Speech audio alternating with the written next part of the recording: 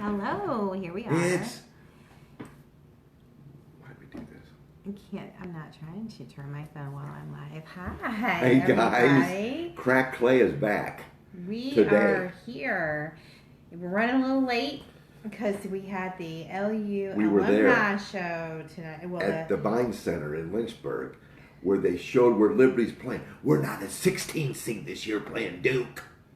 We're a 12 seed playing Mississippi State. Don't know when and where, but there's a lot of upsets, 12 and 5s. And then if we can somehow get that past that round and get to the second round and and then win that and get to the Sweet 16, like my wife looks, wouldn't that be awesome? That would be a name for Liberty and Evangelical, wouldn't it? I'm looking forward to that. I'm all Liberty fans. Stand, unite, rise up. Right. This is our chance, okay? Now, Go Flames. I do have to give a little plug. I wanted to put on my VCU Rams shirt, but since we're in Lynchburg and we were at the Vine Center, so went out on me. But VCU is 8th seed. Whoa, baby. And who lost in the first round, the 8th seed thing, honey? Who lost in the first round? Okay, Anyway, hold on, because our honey, star player went out with a knee injury during the game. We had a 12-game win. losers streak. have excuses, honey. Who won the A-Sun championship in their first entrance into the Sun? Is that the same level of conference as VCU? Pretty daggum close, honey. In fact, I think ours is just a little bit higher. Oh, no, it's not. Honey, I No, still it's not. love you. It's higher than I A10. still love you, even though Only you're. two schools a got it from the blonde A10 got and into the wrong. big dance. We talk about intuition here. You better follow my intuition. Seems like we're doing a segue right into what we want to talk about. Is it true, honey, that women have more of an intuition than we do? We do. How many times since we've been married, I'm like, Tim, I have this feeling. I get this pit in my stomach. I just get this feeling. Or I remember when we were dating, there were like other situations where he would think that, can I just say, you would think that a female was just trying to talk to you because she wanted you to witness to her, and then I'm like, she's not trying to get you to witness to her. She has ulterior motives, and he didn't believe me. But then he figured it out. I was right. Anyway, so we women, we have ulterior motives. Some women do have ulterior motives, but we women it is scientifically, it's a fact. It's a fact. That Yeah, we're different. Our intuition. sexes are different. Yeah. Our sexes are different. And why is that, I think? We went over that 2 weeks ago. If Okay. you didn't see it, go back and hear some of the scientific differences between women and women. But one of the things is women have this women's intuition that we hear so much about, where they have this unconscious mental process of just knowing things. They just know. They have this intuition about this feeling about people or situations, and. Or is that because men are just so simple? I mean, which one is it? Is it because yours have the intuition, or we just don't lack any intuition? Well, you said that, not me, sweetheart. Okay, well, I'm Men just are asking. simple. I'm being sweetheart. I What'd wouldn't you say, say? you just said men are simple. I don't know that I wouldn't go there, but you can We're say trying to it. keep this marriage strong, honey, for everybody else. I'm not saying men are Hey, simple. what's the same right there, though? That women have a feeling, but men follow logical analysis. That's the difference. Not that they're simple. I have a different form of logic. They go through a logical analysis. Simple logic. Yeah. When they go through logical analysis. So, right. While men rely on logic, women rely on intuition or their feelings about people, and situations. So, honey, what's the serious consequences of a poor marriage? So why do we talk about intuition? Why do we talk about intuition? Why do we want to tell people about that? Well, that's because the difference between the sexes. Go ahead. Because the difference between the sexes, Right. and it's important to understand where your partner is coming from, because sometimes things that men see is just so practical, understanding how your partner responds and how they process, and understanding men giving women credit for their intuition and not just saying fooey. When there was a story in the book that we're reading, if he only knew, about a man who invested $50,000 without consulting with his wife because it seemed like a no-brainer deal. And his wife, when he told his wife about it, she couldn't put a finger on it, but she just had a feeling that something was wrong. And so she kept telling him, "You got to get your money back. You got to get your money back." And So because his wife felt so strongly against it, even though there was nothing logically that a man would follow. There was nothing in the logical analysis of a man that would cause red flags for this situation. Because of her intuition, he came back, got his money back, and a few months later, everyone who invested money in this situation ended up losing all their money and going to jail. So listen to your wife's intuition and understand there are differences between men and women, and we come at things from different perspectives, and you can't expect us and don't expect us to think the same way, because we don't. So you can catch subliminal messages faster, more accurately, and that than men. You saying that for a an fact? actual Stanford University fact. research Okay. team, led by neuropsychologist McGinnis and Pribran, Pribran, All right. found this to be actually true. And of course, I know it to be true because I'm a woman. It is true. I'm a woman, It and is there's true. so many times I always run stuff by my better half. And so many times I'll tell him, If she only did the thing, okay. I have that pit in my Without stomach, calling me and and saying, now "Kim, guess what we've done?" And no, I don't do Okay. that. But how many times have I said I have that pit in my stomach? And you're like, at first when we first got married, he was like, yeah, whatever. But people come up to me But during now- Christmas. Someone come up to me and say, my car just broke down here, and I want to give him the shirt off my back, and I want to get up there and help him and give him everything I want. And my wife tells me that, honey, maybe that's not what it appears. And then I think you're right about that. Yes. But anyway, I still want to help people as much as I can. Yes, we do want to help you as much as we can. But honey, what are some of the serious consequences of a poor marriage? So there's 4 reasons. What is it? We talk about our whole mission, our ministry is focused on strengthening marriages, because we know not only firsthand what it's like to be in bad and miserable in our marriages, not from our marriage, but because we are so focused on doing our marriage right and helping people not make the mistakes we've made in our past, that we want to help people. So there are consequences to poor marriages. Some people, women, first of all, so we're going to talk about 4 consequences tonight.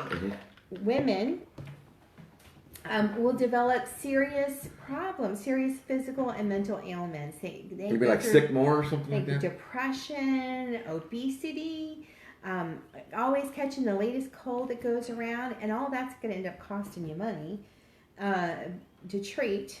Men, when a man mistreats his wife, then his sex life starts to suffer. We talked a little bit about this last week. His sex life will start to suffer, and then he'll turn to adultery or porn. Well, especially if the husband treats his wife not like a queen, and treats her like someone that's just there, like we talked about last week, like a prostitute. Right. We did talk about that last week. And then his sex life will suffer because his wife is not. She's not responding to him. He's treating her very poorly. Because not knowing that he's got to give his wife needs too.